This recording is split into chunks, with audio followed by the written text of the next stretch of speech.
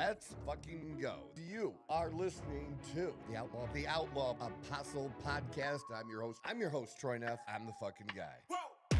Who knew I would make it this far? Yeah, I would never drop the ball. I know I make it look easy. Yeah, Mayweather with the defense. I don't care what a critic got to say. I got them picking up the pieces. That me, you really playing with your life. I'm about to come and run it all back. I'm the new era, about to snap back. You ain't fitting for it, cause you all cap like. Hold up, I shoot my shot, wait, hold up. I'm really about to run this go up. You know it's all net when it go up. Ain't got no other plans, you don't need to understand. And it's Friday. This is the Outlaw Apostle Podcast. I'm your host, Troy Neff. I'm the fucking guy, and the other fucking guy is joining me in the room. We got Mike sitting here. Morning, sir. How you doing today? I'm doing pretty good. You ready to roll today? You got some energy? I was born ready. All right, because I got some energy today, man. We're going to talk about some things that really usually get me riled up a little bit, you know? I know.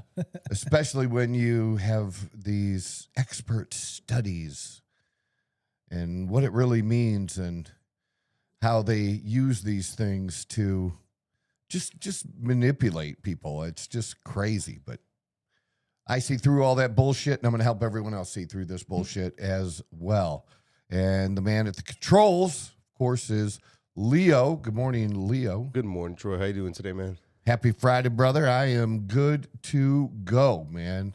I am ready. Feel ready. Got a little boost of energy. I've been doing this LC 216. It's called what's called a skinny shot. Skinny shot. Skinny shot. Okay. Yeah. I'm not looking at you, but Oh, I could benefit. you Absolutely probably could. Oh, I know. It ain't no secret. It's a B12 shot, except that it's got a bunch of other really great shit in it. Because B12 normally It's a for fish energy, oil, right? No. Yeah, vitamin B12. A lot of times people are deficient, and this has other things in it that enhance weight loss and, like you just said, energy. It's I've been using it about a week now, and definitely feel a boost with the same day that I take the shot. And I've been doing 3 shots a week is what my program is right now. It's going to be Monday, Wednesday, and Friday. Okay. How I'm going to do that. And then I've also started this other peptide that a lot of people have been asking me about. And so we decided to go forward with this peptide as well. It's called MOTS-C. And we'll probably do a little segment maybe next week talking about MOTS-C. Maybe Monday would be good. We can throw that in for Monday because it's pretty cool. It's really about recovery. It's about moving your fat along to like burn fat a little bit smoother. And it also can help people that, diabetics. It can help diabetics. You know, a lot of times they're insulin resistant, and there are people who are a little insulin resistant that are not diabetic. So it can combat that insulin resistance. Okay, that's actually kind of cool. Yeah, it is actually really cool. It's not cheap, Well, you know, yeah. and that's what kind of kept me from, having it as a part of the program of things that I recommend to clients. Mm-hmm. Because it can run anywhere from $90 to $110 for 10 milligrams, and 10 milligrams is going to be 1 or 2 shots, at most. Maybe 2 shots for a woman and 1 shot for a man. I'm starting off with that. Actually, I'm doing 15. I'm doing 15, 10, and 15 because it's a 40 milligram vial. And like I said, it's almost in the ballpark area of $100 average per 10 milligrams. That's $400 a week, Yeah, No thanks. but I did find it, I found way to get it that's less expensive than that. And, that hopefully will help people out and give people more people a chance to try it. It's not for everyone, but there already are. Like I was getting a lot of questions about it. So there was a lot of interest in it.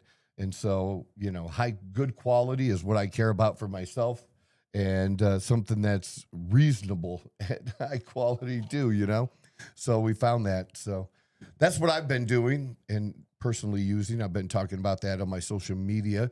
So if you're interested in things like that, a good place to follow me for those kinds of things is TikTok. So I've been throwing at least one TikTok video up a day, and I'll be throwing up a couple more and getting back to being more active there.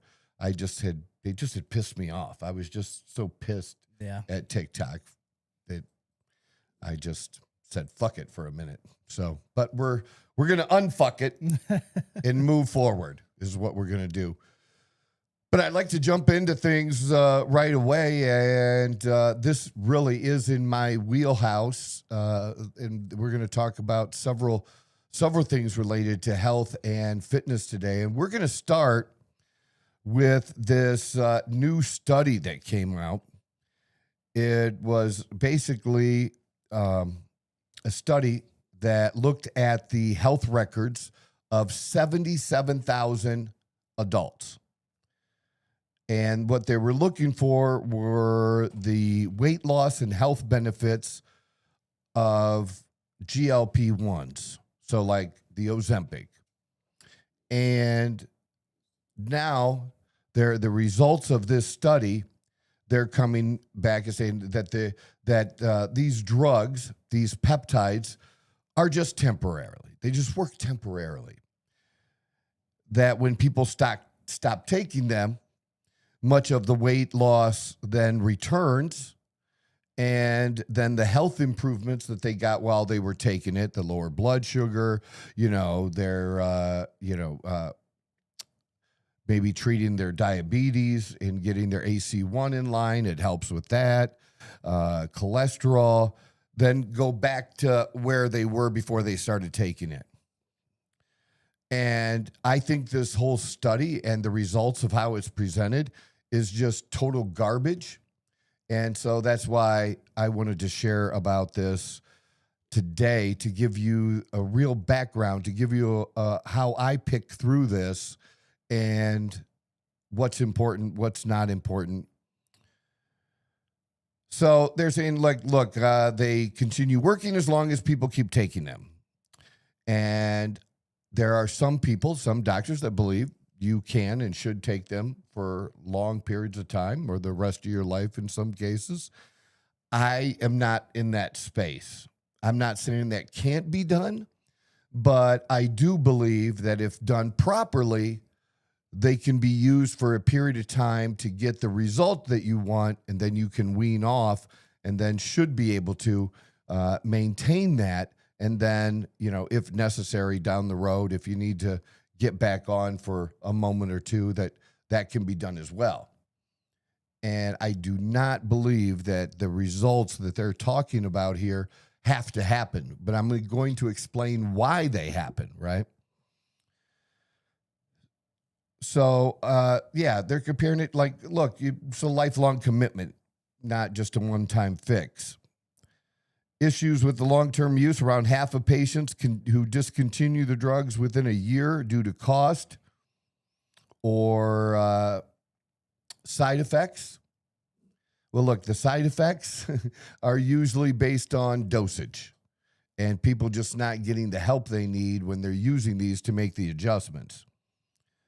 It could be that the insurance company started paying for it for you, and then they stop paying for it, and then you can't afford it out of pocket, so then you stop because of cost, too.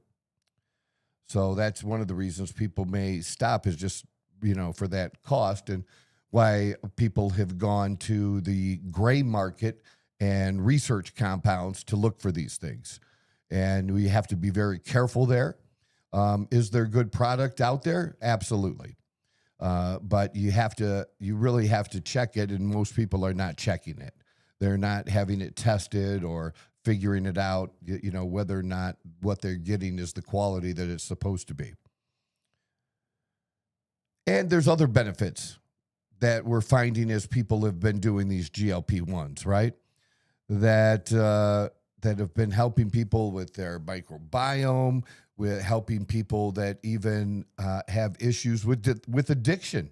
It's people have reported being able to that like cigarettes start to taste like shit, and it helps them stop smoking and even drinking. So, a lot of other benefits to these. And remember, you always got to remember that a peptide is something that your body makes. These are not traditional drugs, okay?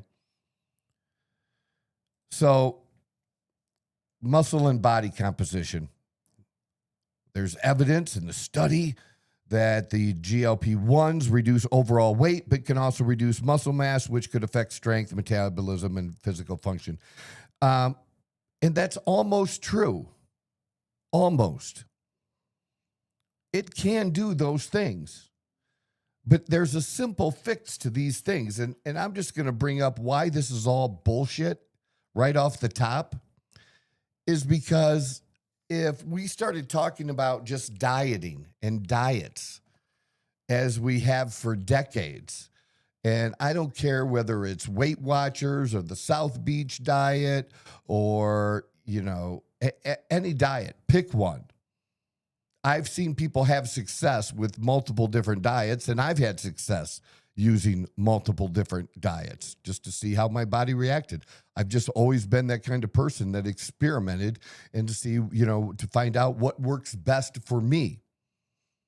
And the issue with this is that when you're on these diets, the goal is that you're going to take in less calories, that you're going to be in some kind of a calorie deficit. And when you lose weight, and especially when you lose weight too fast, you are going to lose muscle. And that's without any GLP-1s, without Ozempic at all. That's what I want people to know. Is it's not that Ozempic results in these people losing muscle, or that, it only works while they're taking it. That is simply because the people taking it are not making any lifestyle changes. And if you do a diet and you stop doing that diet that helps provide the weight loss to you, you're going to gain the weight back if you go back to the stupid shit and the things you were eating prior. It just makes sense. It has always been that way. It takes discipline. It takes hard work to be 57 motherfucking years old and look this good. It's not easy, okay? And we enjoy things. Dawn and I enjoy things. We enjoy a dessert here and there. We'll still have our pizza when it works into our food health budget or calorie budget or whatever it is.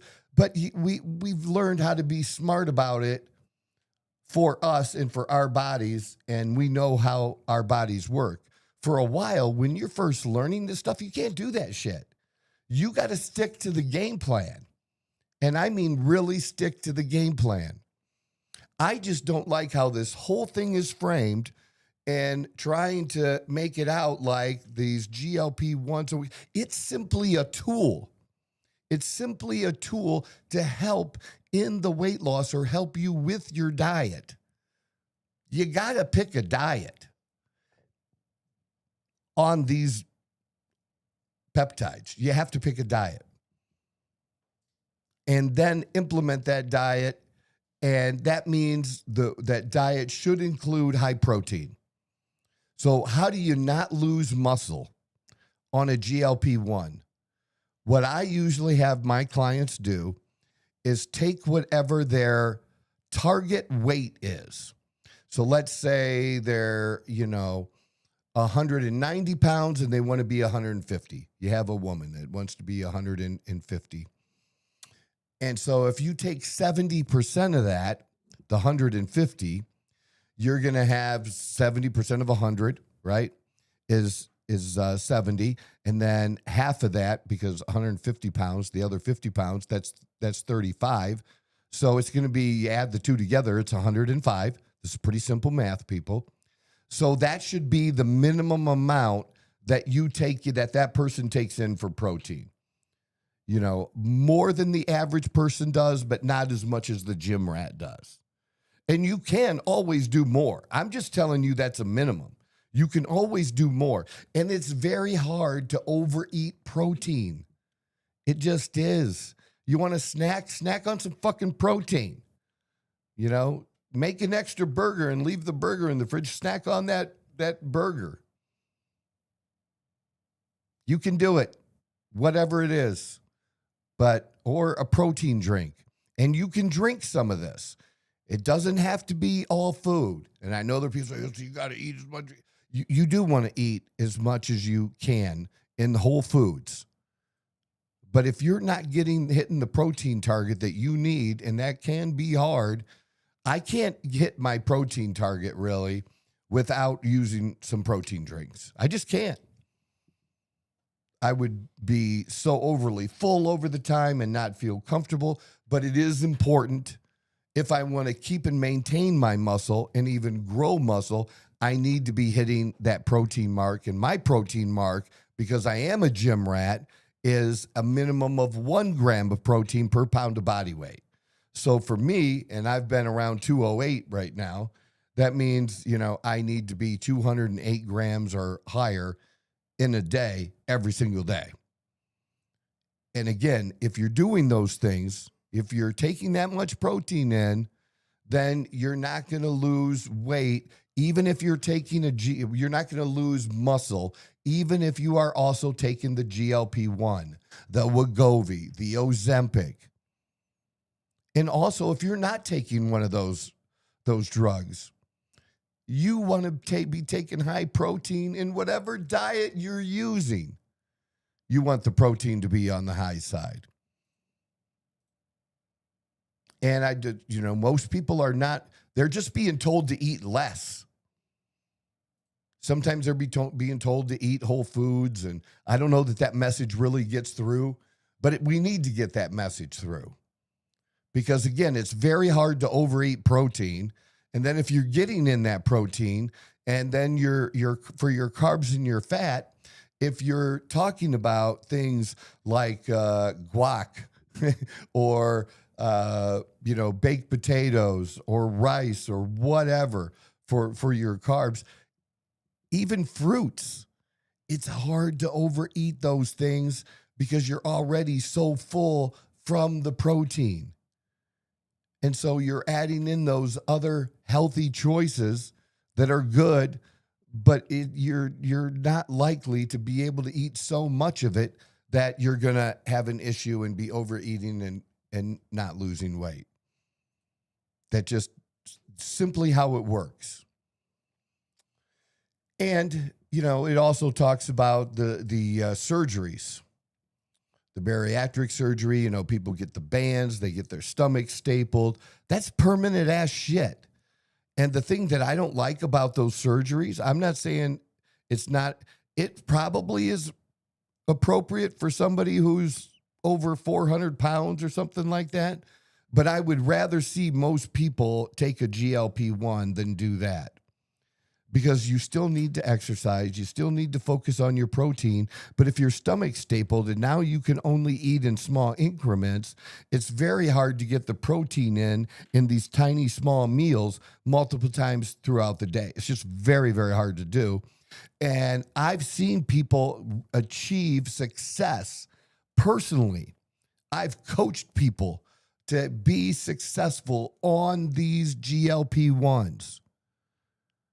I got to be honest with you, I've never seen a single person that I would say was really successful with one of these surgeries. That most of them never lost the weight that they wanted to lose. They plateaued and they were still 100, 150 pounds overweight and couldn't lose anymore. Or one person that I would say that I knew that maybe he was close to the weight, the excess skin was so terrible out of this world, and definitely needing surgery for the skin. There was no other option for it. And that was simply because they lost the weight too fast. Now, I've seen people lose weight too fast on these GLP1's too. But if I'm coaching you and you're losing, let's say, and we want you to lose 1% of your body weight, okay, a week. So if you're 200 pounds, 1% is 2 pounds, right? So if you're, let's say you're doing double or more of that, well, then maybe what we need to do is we maybe need to drop the dose back so that it isn't suppressing your appetite that much to where you're dropping it that fast. Because again, that's what causes this, that there's reasons for this. And I realize people would like to fix themselves really super fast, but that is really, really not a thing. For most people, if it's a smaller amount of weight, 20, 30 pounds, maybe you can do that in 6 months. But when you start getting into weights that are more than that, 50 pounds and more, it's better to do that over the course of a year. It's just going to be healthier. And I know that seems a long time, and you'd like to be able to show off that new body and your new conviction into your health a lot faster than that. And then if you're over 100 pounds, then you're looking for sure over a year, maybe even up to 2 years. But I have the results. I have the clients that have done that. I've got a client, Ronnie, who's lost over 140 pounds. And he just hit like 225 or 226. And his goal was 230. And he hasn't been like 225 since high school. And he's in his late 40s, I believe. But this has been a 2-year journey for him. And the work, he put in the work. He didn't do the minimum. But that's up for you to decide on, do you just want to be healthy? How good do you want your body to look? What's important to you? That's up to you. That's not for me to decide. And some people want it more than others. And you won't get your goal unless you do seriously want it. You really have to it has to be that important to you. It has to be that high on your list. It can't be the 7th or 8th thing on the list anymore. It's got to be way up there. But almost all of the people that I've had that have been successful doing this, that's also translated into them having success in other areas of their life. Doesn't mean they weren't successful there before. But when you go through a struggle like that and succeed, and then you have struggles in other areas of your life, you know that you can do the hard because you've already done it. Because this is one of the hardest things that someone can do. I know that it's hard. You got to accept that it's hard and then put in the work. So it's not that this study isn't true. I just think it's being interpreted wrong. The interpretation should be is that it's no different than dieting, and that you have to make lifestyle changes. If you don't, if some people are taking a high enough dose, and that would be getting to the really super high doses, and they're taking those super high doses because they continue to eat like shit, they can lose weight. And yes, when they stop taking it, they didn't change their diet. They're still eating like shit. They'll continue to eat like shit without the benefit of this drug. And then and you shouldn't look at it like, you should not look at it like, well, I want to take it so I can eat all the shitty stuff. That's not the goal either. But of course, if you don't make those changes, you're going to go back to where you were. And that's always been true with dieting. Even those shows where they had the different trainers. You know what I'm talking about? Is it With Jillian Michaels, whatever show she used to be on. Stuff it's like Biggest Loser. Yeah, Biggest Loser. Mm-hmm. And the statistics on the Biggest Loser is that most of those people regain the weight after a couple years. Yeah. And they work out pretty intensely on the show. Oh yeah. Yeah, I mean, they do. And the sad part about that is people don't try to lose weight because they think that they're not gym rats and they're gonna have to become a gym rat and do that. No, they don't. They don't have to do that. But for the show, it wouldn't be as interesting and would take way too long for people to lose weight at 2 pounds a week. Yeah. Just focusing on dieting. That's not gonna do it, right? That's just not gonna do it. And so the people, I don't know if they're then not given the tools they should be from the show, be given these tools and monitored and helped afterwards to say, this is what you need to do after. You've made this progress. You've dropped 70 pounds. This is what you continue to need to do at home, away from this, to be able to be successful with this. And when they don't do it, when they go back to doing nothing, they're going to gain the weight back, and they do. I understand that 100%. That's why my message is so strong at the beginning, working with clients and telling them, this is what you have to do. It is a tool. This is what you have to do for your diet. And we focus on the protein. And then on the exercise side, that number one choice is lifting weights for 30 to 40 minutes twice a week, minimum. I'd rather see you lift weights more. But I'm just saying that if you don't, there is a minimum that you have to do to keep yourself from gaining the weight back or losing muscle. That's the minimum. Scientifically, so 30 to 40 minutes. Now, if you can't lift, if you can't get to a gym and you don't have equipment in your house, you can get bands, you can do body weight exercises. But let's say, you're going to do some other type of cardio. Walking is great. God made you to walk. Something I say all the time. But that still is not as good as for retaining the muscle as what lifting weights would be. And the walking, you'd be doing every single day for the most part, or at least 5 out of 7 days. But it's not the same. It's not the same. But I would rather see people do that than nothing on that side. Just doing the diet part, but not doing, anything on the exercise part. So on the exercise part, number one, doing the minimum of lifting. Number two choice, walking. And one is, here. Two is way down here. 1 and 2 are not close in this. One is that much better than the other. So the doctors aren't telling you this because maybe your doctor doesn't work the fuck out. That's probably the case. A majority of, it's easier once you start working out. Let's see what that number is, Leo. I'm kind of interested on that. Can we see what is the percentage of adult Americans who don't lift weights at least twice a week?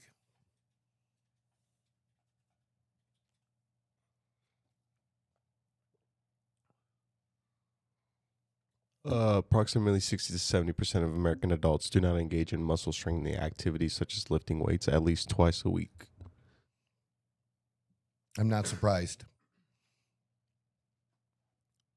And again, there's people who don't do that walk, so that would be a different number. But I wanted this number specifically because that means, listen, it's that easy to go from down here to being ahead of 60 to 70%. If you're in a room, you're going to be better than over half of the adults in that room if you're just doing strength training for 2 days a week, 30 to 40 minutes. you're already kicking people's ass. It is not hard to be better than the rest of the population. It's not that hard because they're not doing anything. You just took out the first tier of people. And if you're throwing in that you're actually, how many people get started at the gym? And I see this all the time. When people come in, they decide they're going to start working out. Yeah, they're working out, but they're still doing all the same things at home as they were before. They're still going out drinking on the weekends. They're still eating the garbage shit on the way to the gym or after the gym. You can be, there was a time when I was a good-looking, chubby, strong guy that I was working out 5 to 6 days a week for at least an hour and a half. But it's when I was drinking, at the end of my drinking in my late 30s, and I was drinking. And if I hadn't been working out for that time period, I would have been a fat fuck. Instead, I was, a chubby guy, pushing to being overweight. Like an O lineman. Yeah, it's weird because it's almost the same weight I am now. Yeah, but just totally different. Yeah. I was like 208 pounds and a size 36-inch waist pant was tight on me. Today, I wear 33s at the same weight. Yeah, that's a big difference. So it's body composition, the percentage of fat versus muscle. It's a big, big difference. Okay, so that's why I tell people it's not just about weight. It's about how you look. I was just talking to another client that's like 6'1", like 220. I'm thinking, man, 6'1", man, that'd be good. But he goes, no, it's not. It's not in the right places. And I totally understood what he meant then, because we were talking on the phone. We weren't talking face to face, so I couldn't see the body. But I totally got the body after he said that. I could picture it then because I've been there personally as well. So these doctors are not telling people to do this because they don't work out themselves. But I'm telling you, and I hope more influencers start to tell people these things that are unrelated to the drug exactly. They're all hyped up to get on and do a video on, Ozempic or Wegovy and tell you all the great things that it does and, show you pictures of people 6 months apart and how much weight they've lost. They're all ready to do that. But when they consistently, I don't say every video needs to include it, but when they never include the lifestyle change, when they don't include that you have to do this lifestyle change, you have to change your diet, and you need to make a commitment. Like even if I believe that even if you are not a fan of working out, and most people have told me that even though they're not a fan of it and don't enjoy it, they could manage. They were like, you mean just 30, 40 minutes twice a week? I said, yeah. There you go. They're like, I can do that. And if you can't do that, then that just tells me it's not that important for you to achieve the weight loss. It's just not that important for you. Because when something is important enough, you'll do anything. And that's how I became sober. There were times before that I wanted to be sober. I just didn't want to be sober bad enough. I didn't want to be sober bad enough to do anything that it took to maintain that sobriety. And I wasn't able to stay sober until I was able to do that, until I was able to tell God that I can't do it on my own, that I'm not God, and that my willpower alone is unable to match this, and that I needed help. And he provided that help through other people. And I was scared. I don't really talk about being scared very often because I'm not a guy who gets scared. But I reached a point when I was finally done when I had that last drink 17 years ago, when I reached that point that I was scared what would happen if I fucked up and drank again, because I had been given multiple opportunities that I blew. And I probably didn't deserve another opportunity, but I got it anyways. And because I've seen people die. You don't see people die of alcoholism like you do fentanyl and heroin and those kinds of things, but alcoholics do die. And I've known several. Even was in the same class and went to the same school as somebody that I was friends with, that alcohol overtook him before, he was probably in his 30s, because it's before I even quit then. That's the road. It's a slow death. It's a slow suicide. But it has to be important enough. And even though I said it was important before, my actions didn't match my words. And actions are what matter most. So when somebody is telling you one thing, but their actions are different, believe the actions, because that's what matters. And the same goes for weight loss. This is hard stuff. These are tools that can help you. But you have to be willing to put in the work, and I hope that you do. And don't let stories and studies like this stop you from doing it because you just read it. Well, I'm going to go through all this for 2 years, then I'm just going to gain it back. Why the fuck should I even try? That's what bothers me about these stories. Mm-hmm.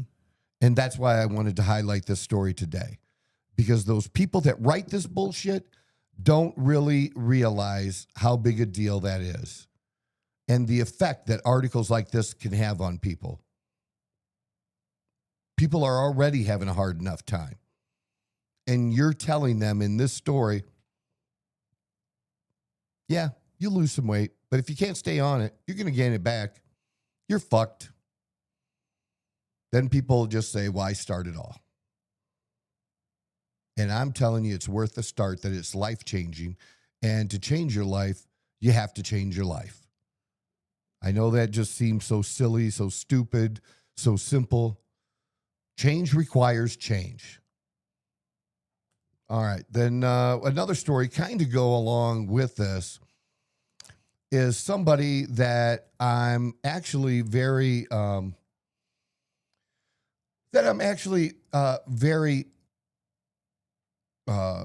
somebody I've been interested in for a long time. His name is Jay Campbell. And I actually have the TRT Bible that he wrote, and I've read it, and I like him, and I used to turn clients onto him as well, because he mostly believed about testosterone replacement therapy and optimization like I did. He was one that was out there that was very much aligned with the things that I advocate. But whenever I see stories that want to shit on testosterone or steroids, or, oh, this is going to be better than steroids, and like we keep making the steroid, we have to, I've been working the best I can to make that not such an evil word, because it's not. And there's different types of steroids. And in this case, we're talking about anabolic steroids. Most people have had, the corticoid steroids or things like that. Mm-hmm. Yeah, that's not what we're talking about. We're talking about anabolic steroids. And there's always this picture like it's so dangerous, and that testosterone, just like the peptides, and that's what this story is about more people in the gym bros like me, gym rats, are starting to use peptides, as I've done for years now. More people are getting introduced to these peptides, and that like somehow it's going to overtake testosterone. And that's not what's going to happen. Because what works best, honestly, is both. And there is not a peptide right now that is as good for testosterone replacement therapy as testosterone is.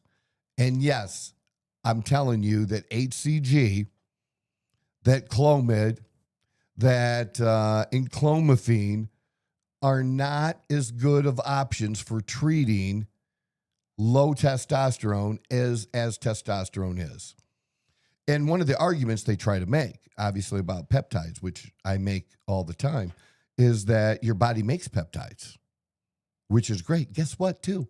Your body makes motherfucking testosterone.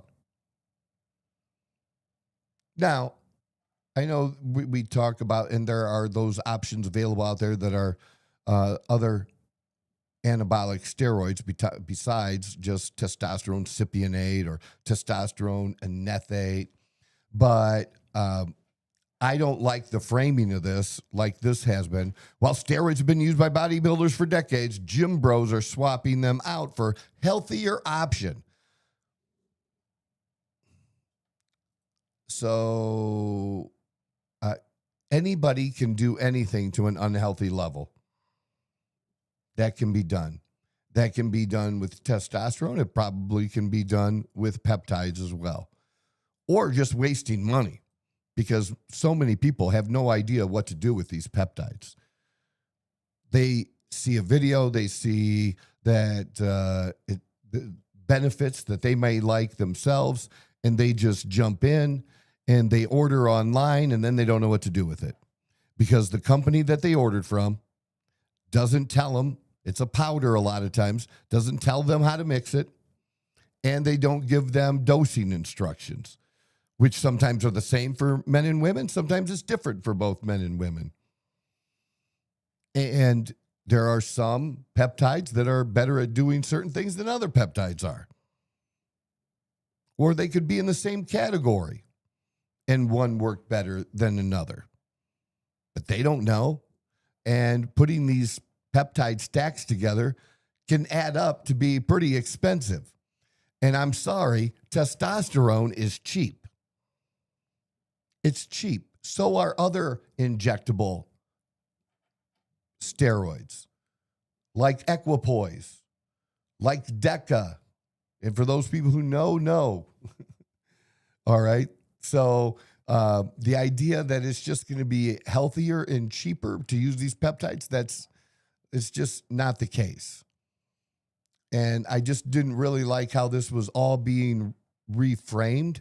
And I think you can talk about the good benefits of peptides without also at the same time saying, steroids bad. Again, I have 17 years. And in the beginning, I thought I knew a lot of shit, but I hadn't actually done it yet. And what I thought I knew, I wish I had somebody like me to help me back when I started. Because like I said, I had to do all that experimentation. And I would do things totally differently now starting out than what I did starting out. Mm-hmm. Some of the things I did were not very smart.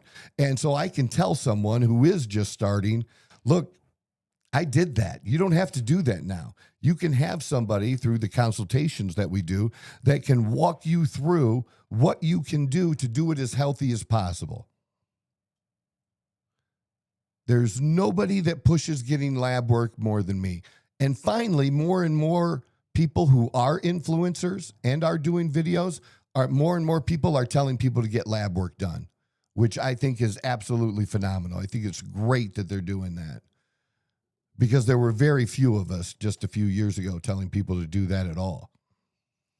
And I think you should do that lab work, even if you're on a cycle, not just if you're on TRT, but some of the things, the changes that happen while you're on a cycle, there might be a marker that temporarily looks out of whack, but when you stop, when the cycle's over, it goes back down and is totally normal. There's no damage done. In fact, Hopefully you got some benefits out of whatever it was while you were doing it. And your numbers just go back to being what they were previously. And then understanding and knowing what normal ranges really mean or what they really are. Because just as it says it on the paper does not mean it's that way. Because every lab's paper is not the same. The high and low numbers for testosterone, for your free testosterone, and your total testosterone are different from lab to lab. So it's good to know that so you have that knowledge because your numbers might be over whatever the high number is on the paperwork that you got, on the labs that you had done. But you're not aware that if you had gone to another lab, that number would say it's still in the normal range. That it's not over at all. And again, that's not something doctors are telling people.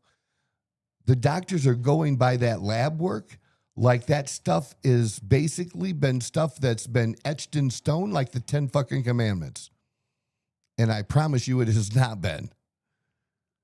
Because they've changed it over the years. They've made it less and less testosterone is considered normal now than what it used to be 20, 30, 40 years ago. And they keep pushing that number lower of getting people to accept that this is where you're at and it's lower and you should accept it. You don't want to accept it and you don't have to accept it. Do not accept that mediocrity in your life. Testosterone is life-changing. And the peptides can offer some other benefits, but there's nothing, especially for low T, there is no peptide that's going to fix low testosterone. Not a single one. Not long-term. Again, I already mentioned the HCG and the enclomiphene and stuff. And look, that can raise testosterone levels. It can also raise and make it harder to control your estradiol too over a longer period of time. I'm not saying they don't have their place. They do. But for long-term TRT, they are definitely not the answer. So, I like Jay Campbell, and he won't get me to believe that he's not using testosterone, but he has used peptides for a long time too, as I have done. And, I have access to everything. And because I do, I can do those experiments. For other people, you need to be able to find what works for you and that fits your particular goal so that you're not wasting your money. I got a question for you. Sure. You're probably already familiar with him, but are you familiar with who the Liver King is? Yeah. And from day one, did you ever believe that dude was not taking steroids of any kind at any point? No.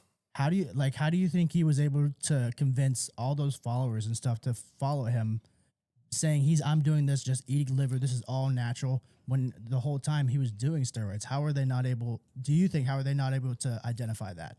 Just lack of education or experience? That's a good Dude, question because people millions. people are stupid.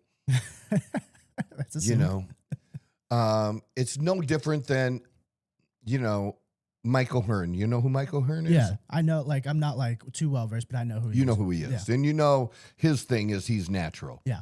Although he skirts the issue now because he also represents a TRT clinic. Okay. And so now he never answers people's questions about, what he takes as far as testosterone and still wants people to believe that he doesn't. Mm-hmm. But also it's left open that, that he's probably doing TRT, but nothing else, just the TRT, which is what I told you is the new lie. Mm-hmm. The new lie is the really super jack guy telling people in the gym that he's only on TRT because he doesn't want people to know that he's doing what I do, which is I do TRT, then I'll do a cycle for, say, 15 weeks, and then I go back to doing my TRT dose.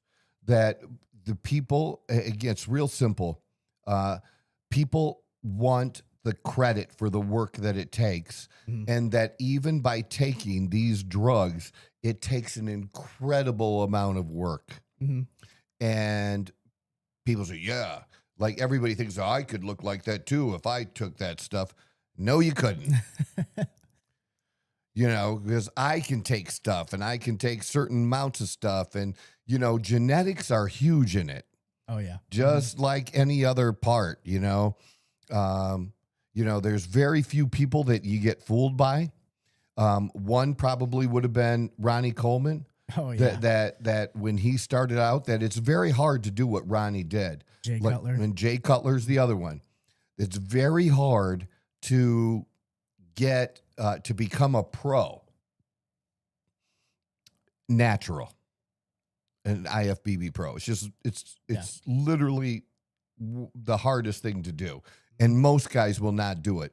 Most guys who are any good and also have probably pretty good genetics, it's just that Ronnie and they're just freaks. Yeah. You know about that. Yeah. But even them, once they got to the pro level, they were at the bottom of the top 10. Yeah. Natural. Somebody out there. They couldn't compete at the highest level. They were competing at the highest level as far as being a pro, but being able to win. They weren't going to be able to win or be a top 3 or top 5 finisher natural. That was not going to happen. Yeah. But again, the number of Ronnies out there is slim. Oh yeah. You know, I've had a friend from Cleveland that when I first met him, I thought he was using, and he wasn't, and he had a great physique. I thought, but I should have known it wasn't quite huge, but it was just very, very good. And he was natural. And then when he started to use, he just blew up. Yeah. Yeah, he just blew up. That's just how it goes with Yeah, some people. and everybody doesn't do that. Yeah. It just is not a thing. Yeah. You know, you could have 2 friends that get started at the same time, and they do this sometimes, and do the same amount and get different results. And it can be about food and how hard each one trains and stuff. But if they're both basically doing the same thing, it still does not mean they're going to get the same exact result. Your body it naturally has Absolutely. limits, no matter how hard you put or how far you What push this does let you do is it lets you get beyond what your natural limit would be. And you got to understand that, like I did it a couple times, you know, that I did have times, you know, after high school when I wasn't working out, and then I got heavier and I was like, what the fuck? And, you know, I busted in my ass in the gym naturally. Now, the crazy thing is, the dumb thing is, I tried everything in the world to get an edge except shit that worked. I dumped hundreds and even thousands of dollars at these stupid supplement stores Snake oils. for shit that didn't do jack fuck. Nothing, dude. But I was still trying to get that edge. And if I wanted that edge, I should have just done, you know, what actually worked. Yeah. Yeah, absolutely. But the conversation wasn't like it is today, where it's easier to have that conversation. Yeah. You know, because look, what I do personally, and I'm not afraid to say it because, you know, nobody's going to come after me for what I do personally, other than people want to say dumb shit. But I mean, yeah, I have cops that are clients. Okay. Nobody cares that I personally, and Ronnie Coleman was a cop, for God's sakes. So, yes. I do. What I do is illegal for me to do. But that's no different than when people were really smoking weed illegally. Like prohibition, you know? like drinking alcohol when it was outlawed. Like kind of like that.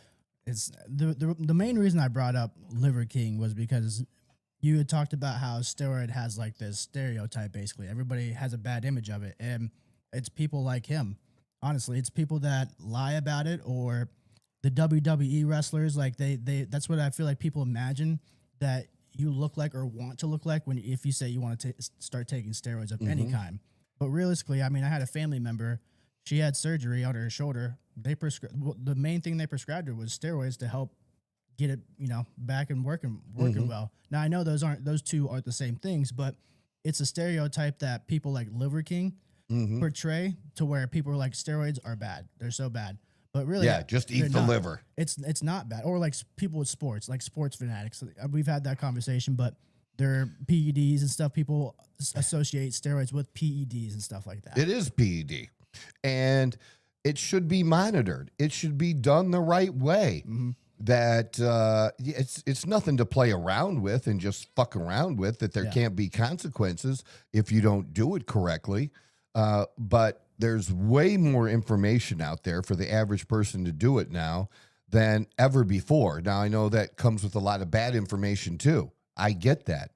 But there is a lot of good information out there now if you really, truly seek it out. And it's content that I'm trying to provide. I don't like, if it came down to it, if somebody had certain conditions and it just was not going to work, I would just say, like, look, your health is too important. This isn't something that you can do, and it isn't for you. And, you know, for me personally, again, I have 17 years of seeing how this has worked on me. And then through that time, how many people, and there's not many of them out there, how many people have worked with over 4,000 people and gotten their life experience? I'll give you a good example of that now. They're saying some doctors are having a hard time, that we're having more measles cases now than we've had in a long time because people aren't getting that. Aren't getting that vaccine, but pretty much the measles aren't going to kill you. Yeah. And it's not the worst thing to have gotten and get through. We build up natural immunity as well. Exactly. So, but doctors are having a difficult time treating measles now because they haven't seen it, because they haven't treated people. See, when you treat somebody for something and you do it over and over and over and over again, you see the different variations and the nuances and know how to make those adjustments if you're a good doctor. That's why most of the doctors suck at TRT because they haven't done it. They've never done it. They're not doing it personally. They haven't done it for other people. They haven't done it for enough other people to build a confidence level like I have of what can be done healthy and safe. You know, and no, you can do TRT and absolutely never do a cycle, and all a cycle is meaning that you're not just doing it for health purposes. You're doing it more for the purpose of athletic or physical benefits in larger, bigger, stronger muscles that you're trying for that. And you don't ever have to do that if you don't want. You just stick just to the TRT side and being optimal, and there is nothing wrong with that. And I don't judge people for that kind of thing, but I also don't judge me for what I do. This is my choice. Okay, and this is my choice. It's no different than a woman deciding to get boobs implanted. That's their choice too. Yeah. You know what I mean? Yeah. Are you telling me that's risk-free, that there's no risk there? There's definitely health risks. Absolutely. Well, how many lawsuits have there been? I can't. Quite a few. I can't put the number, but there's been a lot. A lot, right? Over the years and stuff like that. So with different companies and their different boobs. And yeah, there's been that. So everything in life has risks. Yeah, absolutely. I take a risk every fucking day. Say leaving your house in the morning. Well, because I don't wear a seatbelt. Well, I don't. The thing is, you're not the first and only person I know that's like that. But I was more referencing the world's a crazy place when you step out there. That too. But I'm just saying, like, technically, I don't wear a helmet when I ride my motorcycle. I'm guilty of not wearing helmets for those situations as well. So doesn't look as cool. I don't wear a helmet when I ride my bicycle. That's, you know what's so funny is I just saw a couple here in the neighborhood the other day. Oh Lord. That they had to be late 60s, maybe early 70s. They were riding a bike together. They were each riding a bike. It wasn't a tandem bike. Damn it. They were riding a bike and they had their cute little bike helmets on. I was gonna say, were they matching? And what I thought was funny about it, here's why I thought it was funny is that generation never wore a helmet for shit because my generation didn't. You know, when they were teenagers, they did not. not even sure if helmets existed. Helmets did exist, okay, when I was a kid. But it was the kid wearing the helmet was also kissing the glass of the school bus. Okay, you know what I mean? He was a danger to himself. I know that's terrible. No, that was. I've heard multiple stories like that. They're like, I specifically didn't wear a helmet because I didn't want to get looked at that way. Yeah, and it sucked, but it is what it is. Like, yeah, and my dad, he was even surprised that when I was telling him that yeah, even though like Arizona and Ohio was like this the whole time that I've been a motorcycle owner, that we never had to wear a helmet. Michigan, you had to wear a helmet, and I don't remember what year it was. Somewhere in the early 2010s, they changed the law where you didn't have to wear a helmet. Because I would avoid going up to Michigan as much as I could. And then if I did go, I had a fake helmet. How's that work? Is it a hat that looks like a helmet? Because it looks like a helmet, and it was just the top part, you know, and like the biker helmet, I guess. Kind of. Yeah, like and that. then you would get a fake DOT sticker and put on there. So it said, let them know. That's like the faulty license plates. Well, as long as they seen you with the helmet, they weren't pulling you over. That's too much They were work. pulling you over to check on your helmet. There's more important shit that they. So yeah, spend the time for what did they used to say there, for recreational purposes or for like some different weird fucking some cover name. your ass type shit. Yeah, Yeah. absolutely. Yeah, to cover the ass. Yeah, and I even have like the little clips the clip that's on the strap for your seatbelt. Mm-hmm. Yeah, That you can just buy that just clip. buy that single thing. Yeah, so I have those to be able to pop in. Pop them in there.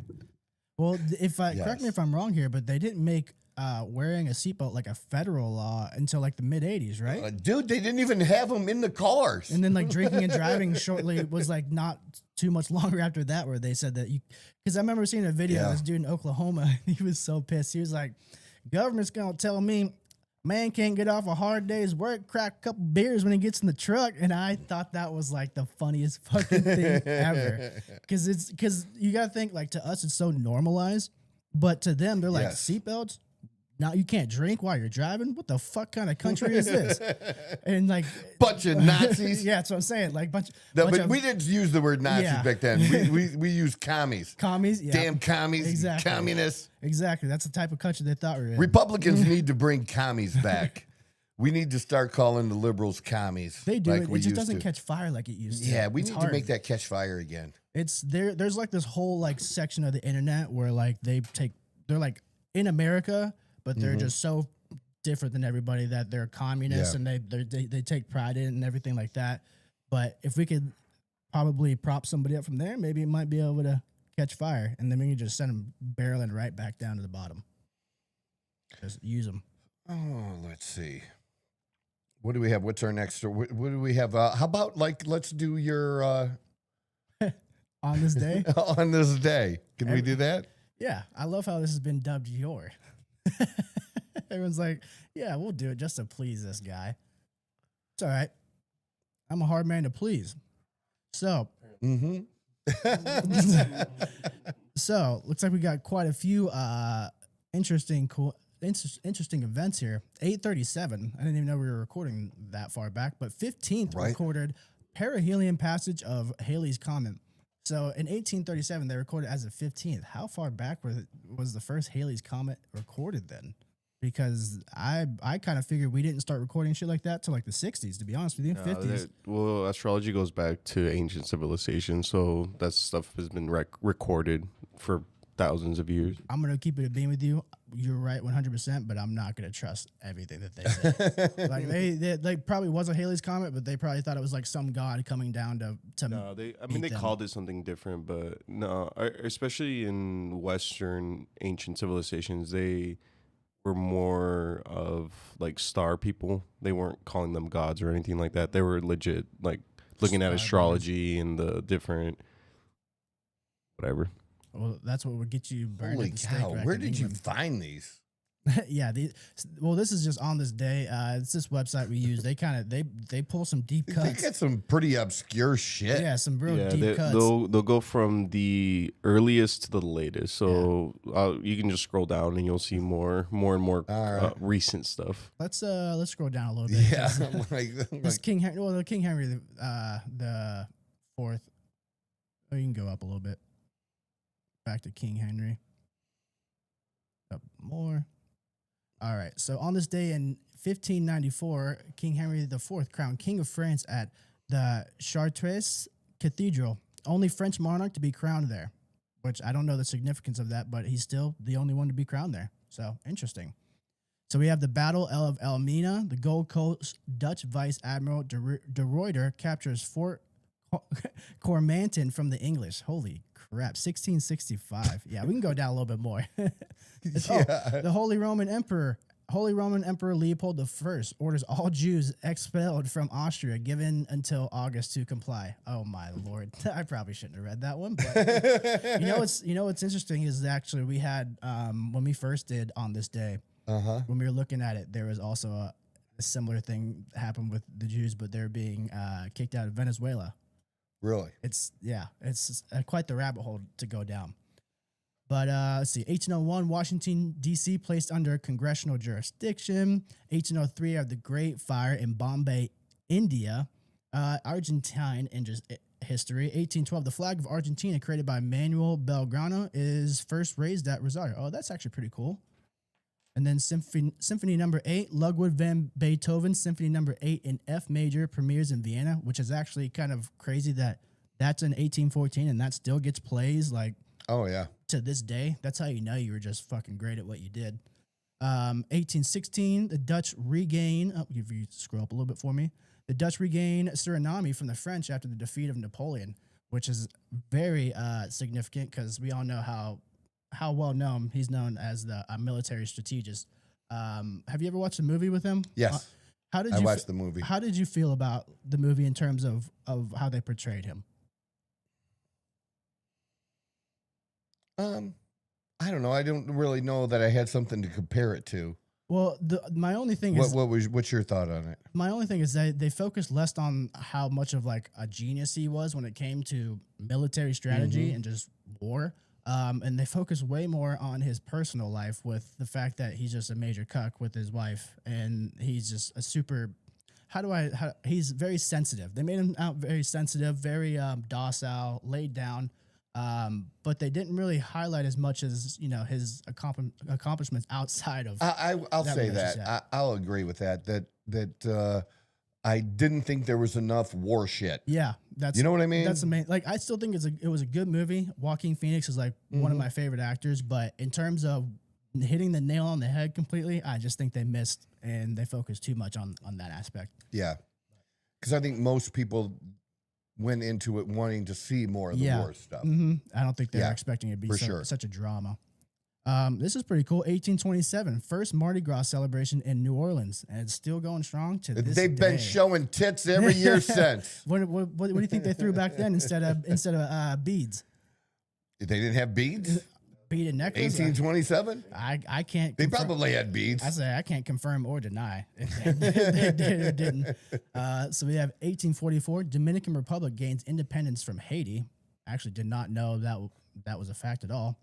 1860, we have Abraham Lincoln makes a speech at Cooper Union in the city of New York that is largely responsible for his election to the presidency.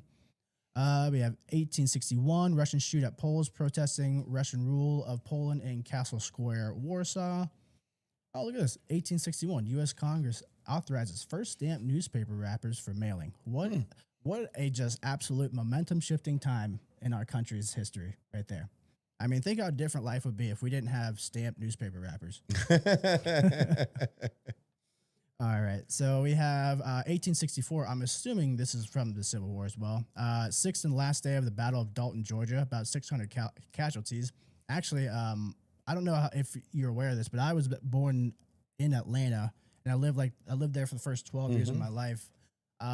We used to go on like field trips and stuff like that to these locations, and just that was my favorite part of school, was being out there and learning about it rather than having some fucking 7-year-old Sure. bag, like, all right, so today we're going to learn about that. It's hard to sit through stuff like that. 1869 hit that one. That's good. 1869, John Menard is first African-American to make speech in the U.S. Congress. You know what they don't say right here? What's up? They don't tell you he's a Republican. Almost And like he they was. don't want you to know that. I know, right? They like to leave out things. Unfortunately, and that's kind of what I was in my head thinking when you were talking about the articles about the GLP1's and the studies. They like to, it's just any other article we read, they just like to frame it to where they look as smart as possible. They don't care who it affects and what it might do down the road, as long as they look good.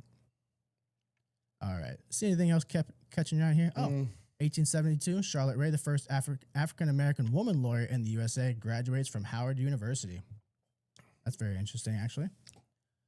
Baseball, 1874. Baseball is first played in England at Lord's Cricket Ground. Sheesh.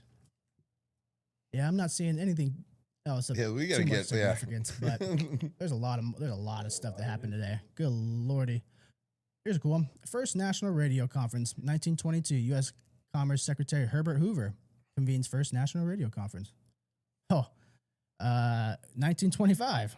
Adolf Hitler resurrects NSDAP political party in Munich.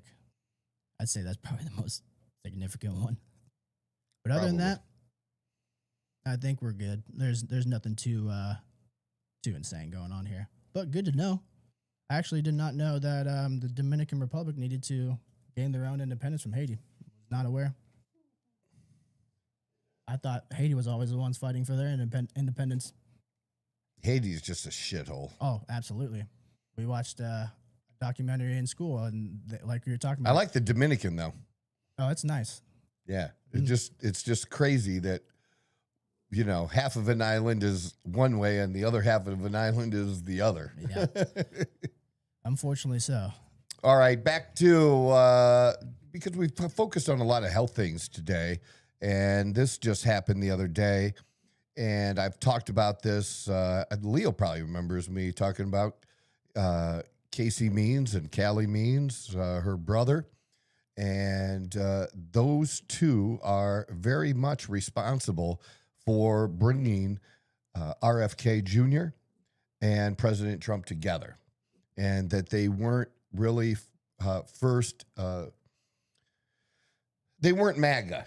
You know what I'm saying? They weren't MAGA, but what they did find in President Trump, and that includes what RFK found in Trump, is that he took it seriously how bad our food is. Even though he eats McDonald's, did you see that I don't know why people are surprised. He's done it with other teams that have come to visit the White House, but he fed the U.S. Olympic hockey team McDonald's. He's done that, multiple times. And Which is just funny. And you know who's the one complaining? Not the teams. Yeah, the teams don't They complain. don't give a fuck. No, it is something. It makes it stupid and funny. Yeah. I don't. They're Kinda. complaining on obviously publicly they're not gonna complain, but I'd be fucking pissed. I'd be like, I'm going to the White House and you guys gonna give me fucking McDonald's. I'd be confused. I don't know. You think like some of those? I mean, listening to some of those hockey players recently, those dudes aren't eating caviar, dude. Yeah, but like a steak and some potatoes maybe or something. McDonald's. Different time. It's just that's Trump. He eats that shit. Well, it started out like everybody was on him the very first time he did it, because I think it was Clemson's football team Was after it? they won the national Yeah. championship. Yeah, when Trevor Lawrence was there, and he was all under fire under it because of that. So now I think he kind of just does it just to fucking jab people, to be I honest. think so. But their book is an excellent book. You want to get Casey Means' book if you're into your own health and doing as well as you can for yourself. I didn't understand up until reading her work why some things were the way they were as far as men having low testosterone and why younger and younger men are having issues. And I do understand more now. I used to tell people, I don't know why it's happening. I just know it is something, and here's what we can do to fix it. Now, I'd like to know what fix the big problem someday too, but we are still off in doing that.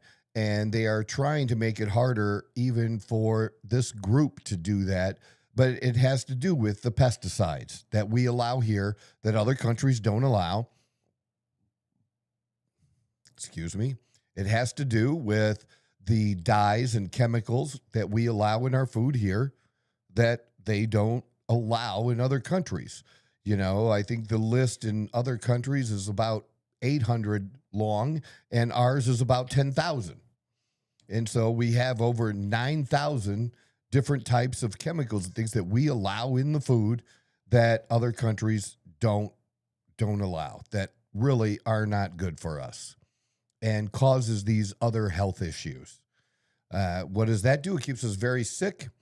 And then we're in a healthcare system where they don't tell us how much it's going to cost to fix us. And they're going to treat that instead of treating the health side and focusing on the health. And that's one of the things I really like that, you know, RFK has done, that he has, you know, even if you just saw like a couple weeks ago, he was doing a video with Kid Rock and he had his shirt off working out and stuff. And you can say whatever you want, but I want to have a little more muscle than him, but RFK is jacked for his age. Fucking jacked. And I want to be, that's my goal. My goal is to still be jacked at 75. You talk about that 60 to 70%. What percentage do you think he's ahead of? 80? Oh, no. 90? Oh, well over 90, 95? 95% easy. Yeah. Yeah. He's really, really good shape. What's Just everybody incredible. else's excuse? What's my excuse? I'm about 50 years younger than him. Yeah, people have excuses, and Not they good may ones. even be good ones, but they're still an excuse. Yep. And he walks the walk. You know, he just doesn't run his mouth. I really love that. I really love that about him, that he does that. And I think this will be a huge for Casey Means. I didn't know we hadn't filled this position, honestly, that we're over a year into the presidency and we don't have things like the Surgeon General, you know, position filled. Mm-hmm. And I think that the bullshit with Democrats that blocking this kind of stuff or slow rolling this, it's not good for either party. You know what I mean? I know some, you know, are more important than others. Like I can understand they want to do a battle over who the state, head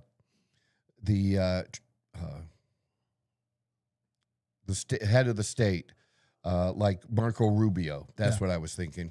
Like who gets that position, you know, because it's so important about who's your head guy going and talking to other countries and representing you. I get that.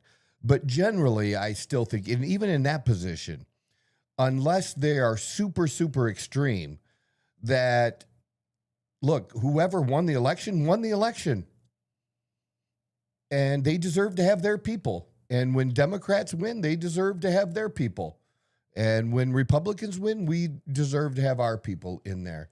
And that is, you know, people like this. And again, all I can say is that she's very pragmatic, very, very knowledgeable, somebody who was actually a doctor and then just didn't like what being a doctor meant or the impact she was having on people, wanting to have a greater impact and being a greater force really for people's health instead of just a traditional doctor's practice, which, you know, that's where I found out, you know, it was in her book that 85% of doctors or medical schools, 85% of medical schools don't require the doctors to take a nutrition class.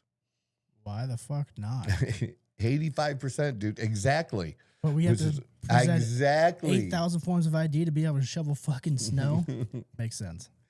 It's crazy. So, yeah, I saw this. I thought this was really, really great. I think she took a little bit of heat that day from what I could see, and mostly because they don't like RFK. And it was a way to attack RFK was through her. But she's very, very much a part of the formation of what we call Make America Healthy Again. And we couldn't have a better choice for this, honestly. And so, I think this is fantastic. So just wanted to point that out because it wasn't the kind of news that most people were necessarily going to pay attention to. No. But this is the kind of people we need in place if we're going to have the kind of changes that we want to have in our food, distribution, and just getting this country on a track to being healthy. Yeah, I agree. I'm all about that. That's kind of what my mission is to help men be better men, one man at a time, and add that up. So there you go. What else? So we did have a guess the outcome video. If you had some time, Leo, are we running short on time? We're good. Okay, yeah. I mean, well, it's up to you, Troy. Okay, yeah. Let's hit it. All right.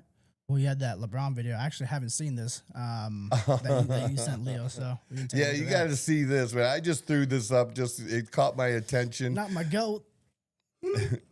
I'm a Cleveland fan. He can't. He can't. All right, then I really want to hear what you have to say about this.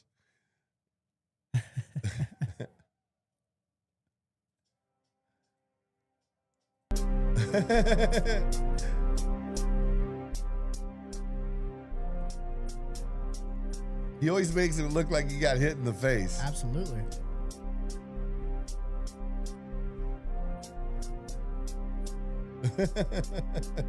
Look at that. Watch this. Watch the referee. I was watching that one. I remember that game. That was in the playoffs. While we have players like Shea playing in the league now. Yeah. Free throw merchant. Well, people used to say the same thing about James Harden. They said James Harden. That guy's fucking horrible at flopping. James Harden? Yeah. Have you seen his flops? Dog, he was like well known as one of the best floppers. LeBron's always been up there, but when James Harden was early in his Rockets days putting up crazy numbers, that was the number one thing. Was the same argument for SGAs. He's a free throw merchant. See, LeBron is not a good flopper though. He's a bad flopper. Yeah, that's the same thing with like a good flopper. James Harden is like it's something that actually looks where it's actually more legit, and it's on the edge, and you just accentuate it enough to get the foul. That I get. This shit, they ain't even close to this motherfucker's head. And he's going flying backwards. And then, like, how can a referee with this long a career not be aware of it? Yeah. Then when you're aware of it, how can you not really concentrate more and just let it go? Yeah, you're probably right. It's probably the money, Leo. They went LeBron there and the money, but people are tired of it though too. It did start like it's crazy, like the narrative switch from early on in his career to now, because he is complicit in that. But early on in his career, he used to get fucking hacked like no other and would never get any calls. It's because he was not like no other. But well, you know what I mean? He would get hacked. Used to get hacked. He would get hacked, and he would get no calls, and then he would start to get the calls, and then he started to realize it's a strategic advantage, just like everybody else. But I don't like flopping. Not a fan of it. He's good at it, but not good at it, but he gets the calls. I think there's an art. If you're good at it, then there's different than being obviously just putting on a fucking show just to get a call. Well, NBA players talk about how like drawing fouls like that, like SGA, it's a lot more difficult than it looks than just like.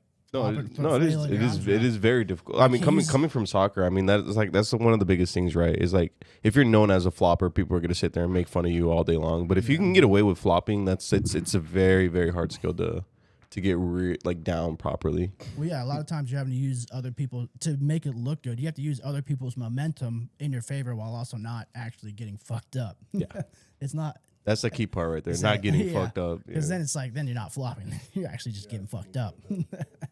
For sure. I just thought that was hilarious. Oh, no, I've seen, there's probably like a half-hour video of him just. When I come across more. Hey, he'll still be my goat. It's okay. Like I said, he can't do any wrong. Goats do not flop like that. He delivered on his promise. He's good in my book. He is good.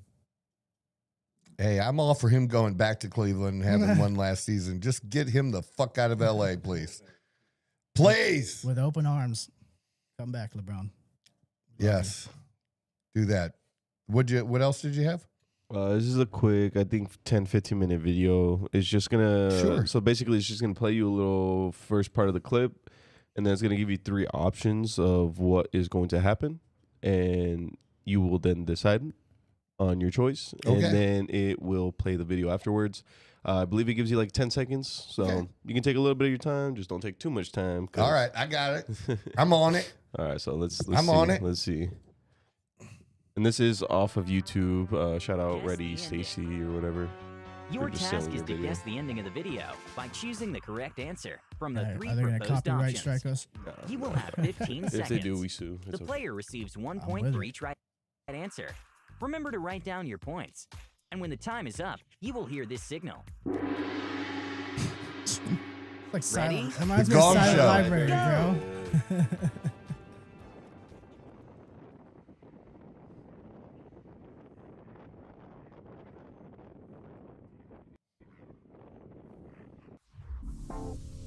All right, Troy, what's gonna happen? 2 more seals join. Seal starts rolling down the hill. All right.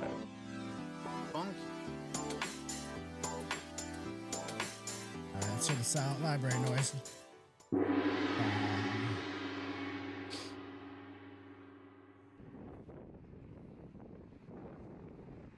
And see you later. Feel bad for him. That's so funny. So nonchalant. He's like, oops. Guess I'll just waddle my way back up.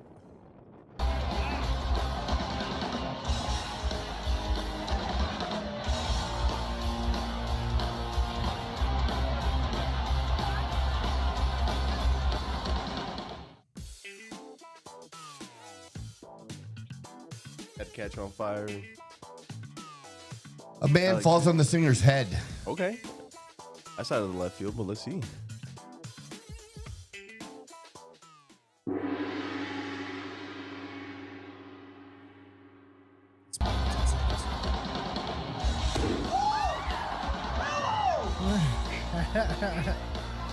Oh, the hair's on fire.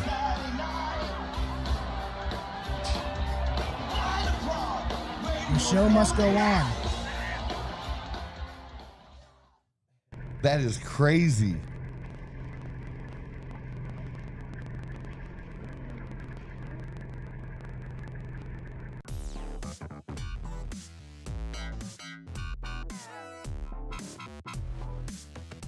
I'm going number 3 again. I also The think it's fair. excavator sends one of the donkeys lifted in the air. Too much fumbling around on their part.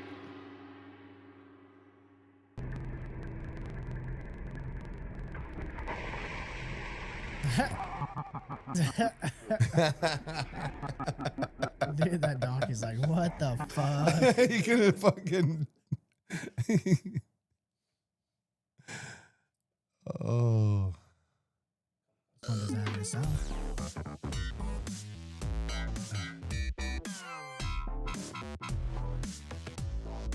I'm going number 1. I'm just going 2, but I have no idea. Seems wacky enough, but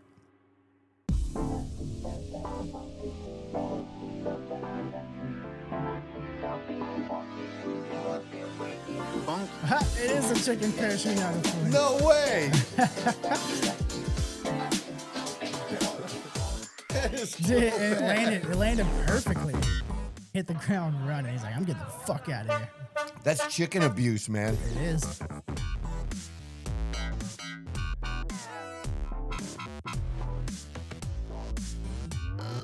I'm going number 1 again. 2, I guess.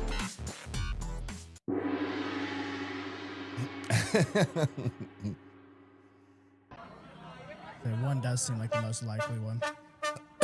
Yep. Ah, the tandem bike. Yes. Yeah, there we go. Like, how the fuck do you even train dogs to do that? Dame chile, güey. Déjame agarrar chile, güey. Déjame agarrar chile. ¡Ah! No. No.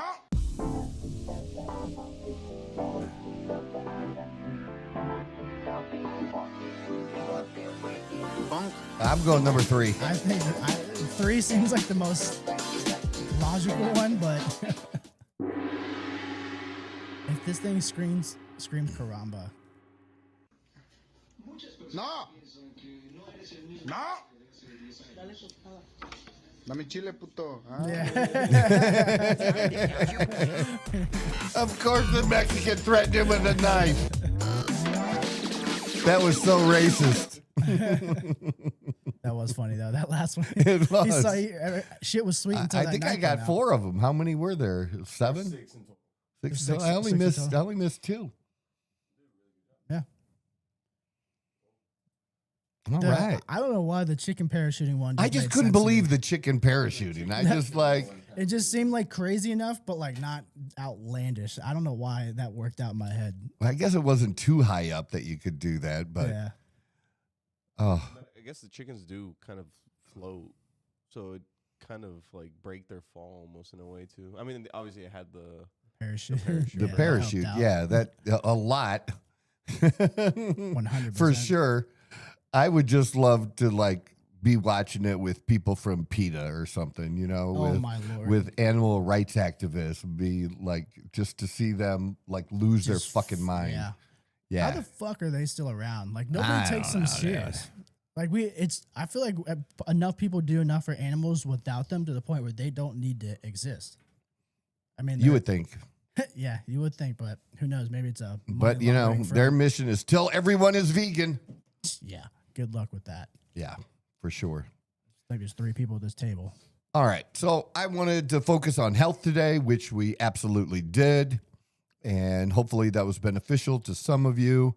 And you can always hit me up personally on the various social media platforms. We're pretty much everywhere now, according to Leo. Pretty much. And but Facebook is really good to get a hold of me. Instagram, TikTok, even. But wherever, hit me up, and maybe we can chat if you have an interest in some of the things that I do consulting wise. I just appreciate y'all being here and spreading the news that we are here. And we'll be back on Monday doing the same exact thing again, sometime around 9 o'clock, give or take a few minutes. This is the Outlaw Apostle Podcast. I'm your host, Troy Neff. I'm the fucking guy. Have a great weekend. Whoa. Who knew I would make it this far? They hated, they never believed me. Yeah, I would never drop the ball. I know I make it look easy. Yeah, Mayweather with the defense. I don't care what a critic got to say. I got him picking up. That to me, you really playing with your life. I'm about to come and run it all back. I'm the new era, about to snap back.